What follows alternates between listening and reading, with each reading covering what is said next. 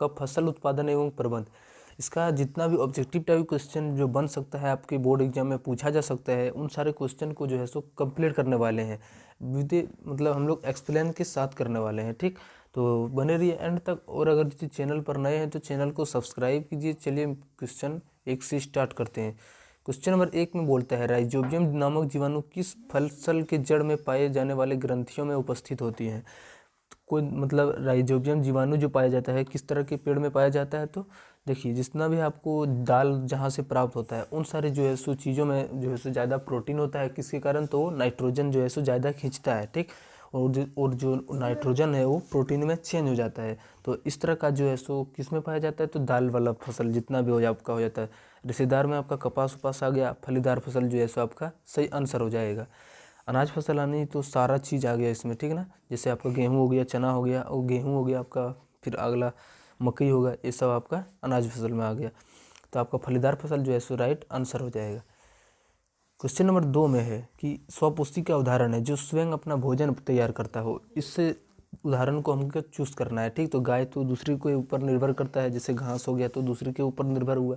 बकरी भी दूसरे के, मनुष्य भी दूसरे के ऊपर होता है। लेकिन आम का जो पौधा होता है, पेड़ पौधा जो होता है, वो क्या होता है, स्वपुष्टि होता है, अपने आप जो है सो पत्तियों में अपना भोजन तैयार कर लेता है।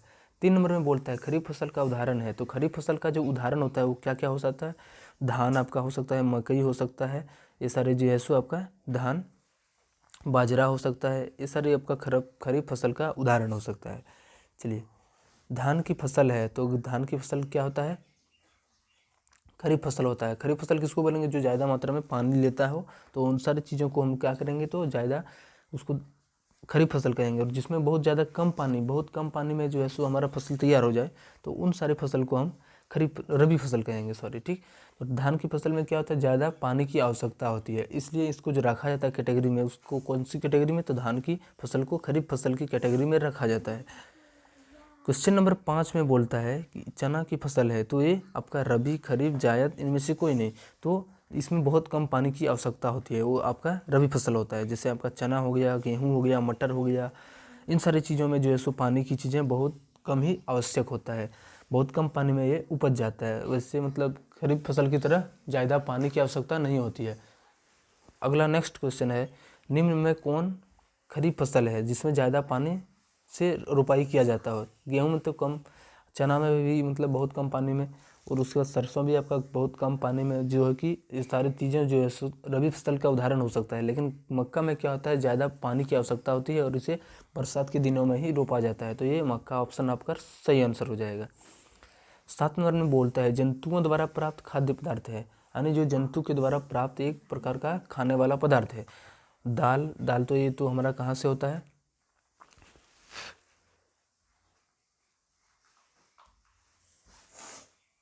आपका दाल जो है सो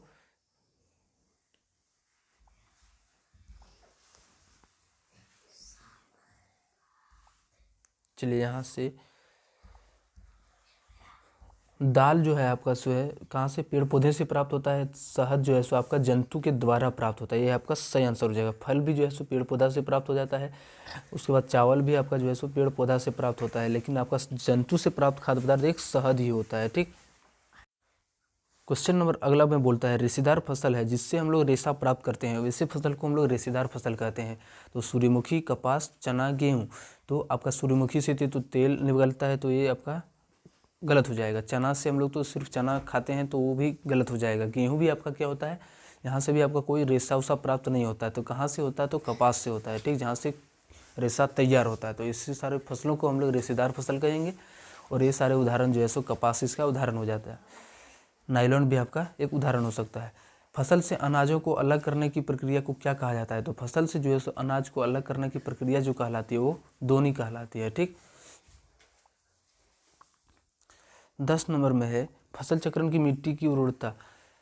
फसल चक्रण से मिट्टी की उर्वरता यानी बार बार किसी खेत में रोपने से उसका क्या होता है, उर्वरता की शक्ति जो होता है यानी उपजाने की जो शक्ति होती है वो धीरे धीरे घटती जाती है। ठीक, तो आपका जो है सो आपका गलत यहाँ पे आंसर दे दिया है। ठीक, आंसर आपका 2 नंबर घट जाती है। ऑप्शन नंबर आपका 20 सही आंसर हो जाएगा।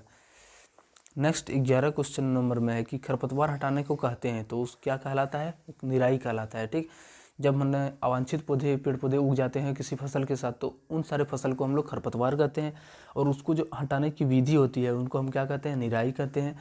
ठीक, चलिए नेक्स्ट क्वेश्चन हमारा 12 नंबर है। खरपतवार का उदाहरण है, यानी एक प्रकार का खरपतवार जो अवांछित पेड़ पौधे जो उग जाते हैं उन सारे फसलों का मैं गिनती आने वाला एक पदार्थ है, तो वो कौन है, घास है। ठीक, तो गाजर घास आपका सही आंसर हो जाएगा। 13 नंबर क्वेश्चन में है कि पीड़कनाशी गुण पाया जाता है, तो यानी जो मतलब क्या कर सकता है, किसी भी कीड़ा को मार सकता है जो फसलों के लिए जो है सो अच्छा ना हो, तो वैसे मतलब कहाँ से प्राप्त किया जा सकता है, तो नीम की पत्ती में औषधीय गुण पाए जाते हैं। 14 नंबर में बोलता है रासायनिक धूमन का प्रयोग किया जाता है, तो किसके रूप में रासायनिक धूमन का जो प्रयोग किया जाता है वो पीड़कों के नियंत्रण में। ठीक, ऑप्शन नंबर 1 आपका सही आंसर होगा। बोलता है निम्न में कौन रबी फसल है। रबी फसल का मतलब जिसमें बहुत कम पानी लगता हो, चना आपका जो है सो राइट आंसर हो जाएगा। रबी फसल का फिर से यहाँ पे ऑप्शन वाइज उदाहरण मांगा है, तो फिर यहाँ पे आपका गेहूँ जो है सो राइट आंसर हो जाएगा। चलिए नेक्स्ट है हमारा 17 नंबर में, जब एक ही किस्म के पौधे किसी स्थान पर बड़े पैमाने में नियमित रूप से उगाए जाते हैं तो उसे क्या कहा जाता है। तो जब एक ही प्रकार के पौधे बहुत सारे पैमाने पर उगाए जाते हैं तो वही जो कहलाता है वो फसल कहलाता है, इंग्लिश में क्रॉप्स कहलाता है। ठीक, 18 नंबर में है अनाज के दानों को भूसे से अलग करना क्या कहलाता है। जो लास्ट की प्रक्रिया होती है वो थ्रेसिंग की प्रक्रिया अनाज के लिए होता है वहाँ पे। ठीक, नेक्स्ट 19 नंबर में है मिट्टी को उलटने पुलटने एवं पोला करने की प्रक्रिया क्या कहलाती है। जो शुरुआत की जो काम होती है वो जुताई होती है। ऑप्शन नंबर आपका 3 सही आंसर होगा। 20 नंबर में बोलता है ग्रीष्म ऋतु में लगाई जाने वाली फसलें हैं, तो रबी फसल, खरीफ फसल, जायद फसल, इनमें से कोई नहीं।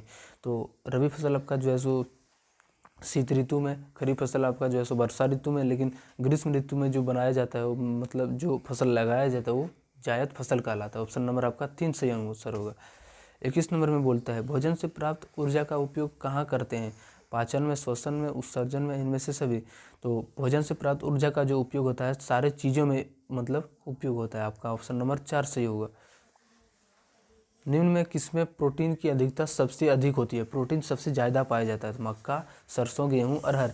तो इन सारी चीज़ें जो है सो ये सभी कोई फलीदार फसल नहीं है। ठीक, ये सारा क्या है आपका तेलेदार इस तरह से फसल हो सकता है, लेकिन अरहर जो है सो एक फलीदार फसल है जिसमें क्या ज़्यादा मात्रा में प्रोटीन पाया जाता है। 23 नंबर में बोलता है कार्बोहाइड्रेट प्रधान फसल है, यानी जो सबसे ज़्यादा कार्बोहाइड्रेट दे सकता है तो किस में पाया जाता है, तो वो गेहूं में पाया जाता है। ठीक, यहाँ से आपका जितना भी फसल उत्पादन एवं प्रबंध का जो मतलब आपका क्वेश्चन आंसर था वो सारा कंप्लीट हो गया। ठीक, अगर यदि चैनल को सब्सक्राइब नहीं किए तो चैनल को सब्सक्राइब करो और दोस्तों को भी शेयर करो। चलिए मिलते हैं किसी नेक्स्ट वीडियो में, तब तक के लिए जय हिंद।